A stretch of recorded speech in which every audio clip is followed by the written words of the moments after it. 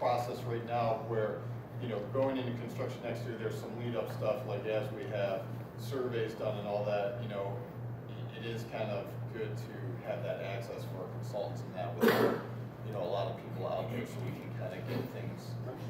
So, from my standpoint, this is kind of like we're in those final phases to opening this up as soon as, late next year. Yeah, so here's a simple trail diagram of the site. Parking, opposite to the left, probably a small concrete trail accompanying the building and the gathering space. Then you can see the future Maple Lodge Trail access to the northeast.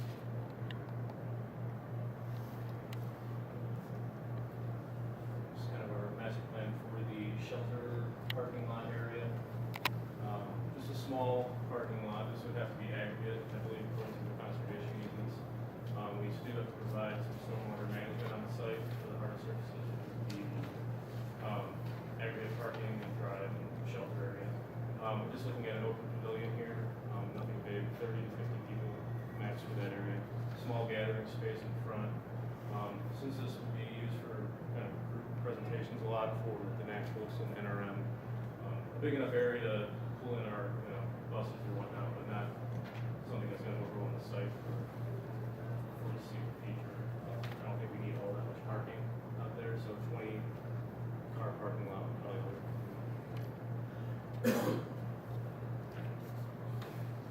And then here's some shelter concept and renderings of what we're looking at using that area for. Connectivity to the site, as I was saying, the 30 to 50 person open shelter, kind of a flexible space. We don't need anything enclosed out there. Maybe small fire pit, barbecue, picnic tables. Pretty simple. We'd have a probably CXD restroom on site too. Something similar to us. Yeah. Pretty simple.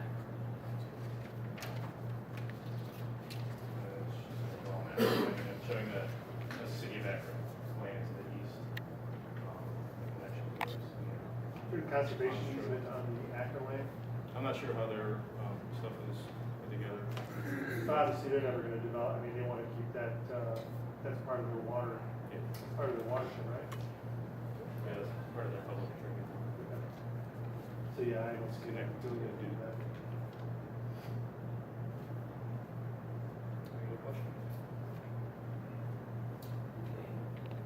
And so this project right now, we're kind of, Dan's done a great job of kind of developing an overall master plan. And then typically at this phase, roughly we have a opinion of cost at about $575,000.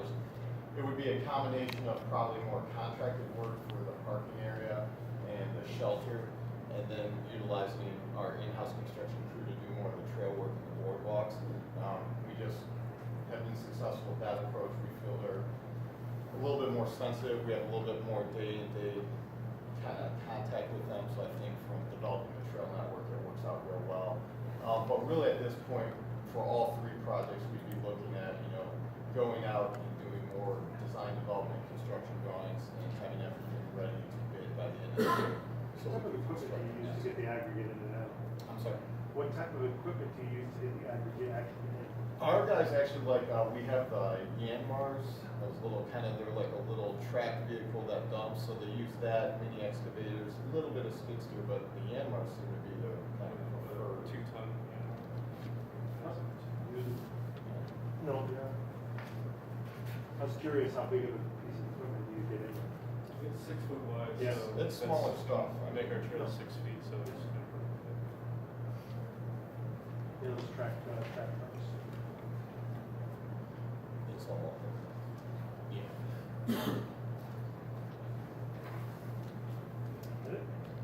Actually, Paul's going to go over the next two, which again, we've kind of talked about in the past.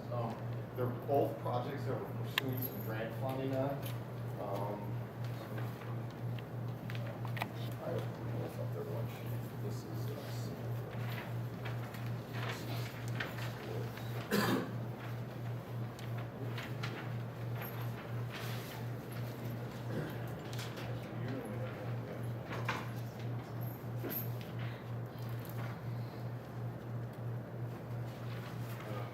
And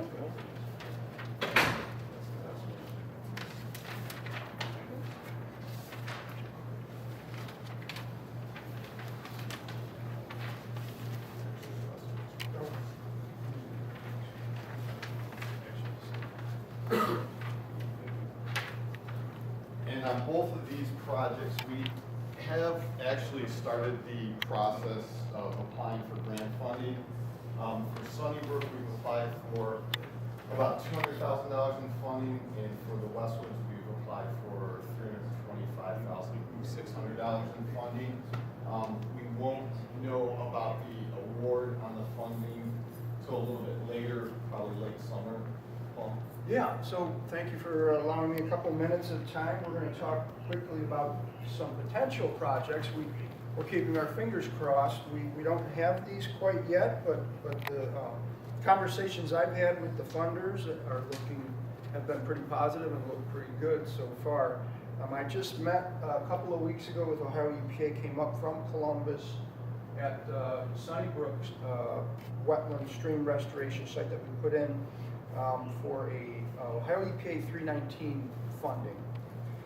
So 319 is a program under the Clean Water Act in 1987. They created the WRSP program and this 319 program as well, and it's administered by Ohio EPA in Ohio, obviously.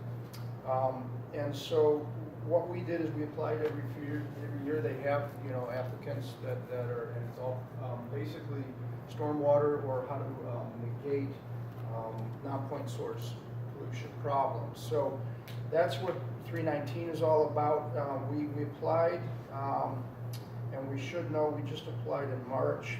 We should know in by July, their decision. But conversations I had with them over the phone just a week or so ago sound very favorable. We were in the top running for Ohio, so we get some funding for this particular project.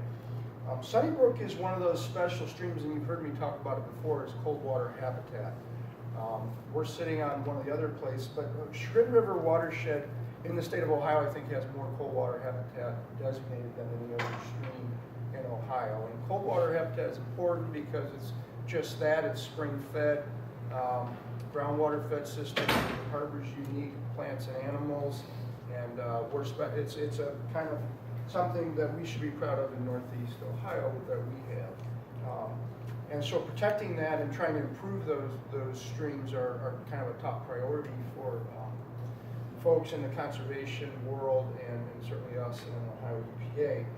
So Sunnybrook here has had some issues. Since the 30s, there was a dam put on the stream and a little pond created back in the 30s, and it blew out from what we could tell from looking at old aerial photos and talking with folks and the history of the property. But it only stayed in for a few years, blew out, but then it caused problems, instability. There's still rubble and debris in the stream. I don't know if you've been out to that park and look. There's a boardwalk crossing the stream. If you look directly upstream, you'll see old remnants of the dam and concrete and stuff like that in the stream. So what we're proposing is removing that material out of the stream and pulling back and restoring the stability. There's some erosional issues going on in the stream, sediment that built up behind the dam, and then subsequent kind of beaver lodges and things like that have happened over the many years in there. And also clearing on the edges of that stream. Yeah, there was clearing, and it was used obviously. About a year ago. Yeah, we removed, so there was invasive plant problems along the stream. There's alder, non-native alder along that stream, which we removed and got rid of that. So there's going to be stream restoration potentially here. There's going to be some wetland restoration, invasive plant control. There still are some invasive issues out here with a couple of different species of plants that we're concerned about, and then finally some educational outreach and maybe some signage. Stuff like that for this particular project. Again, pardon me? What are you going to do with the overlook on the left? So in addition to this kind of a smaller project, what we'd like to do with our in-house guys next year is actually that boardwalk there, redoing and updating the rails to kind of match what we've been doing at our other parks up on the overlook. And then that overlook off to the left, maybe kind of look at that and sort of reimagine it a little bit more with, what you know, it's do maybe not that, more of like a aggregate with maybe some boulder work and kind of a nice bench there. Right now, there's just the bench, and most of this restoration work that will be happening is kind of what you're looking down on. So Great spot to remove a stone from your shoe, but not much. yeah, so we want to make it a little bit more inviting, kind of create like a little node there somewhere where you can stop and sort of enjoy that. Well, that's a beautiful park. Yeah, it's a nice, I mean, it's not a real big park, but it's very scenic, has some very nice features, some unique areas. There's a fence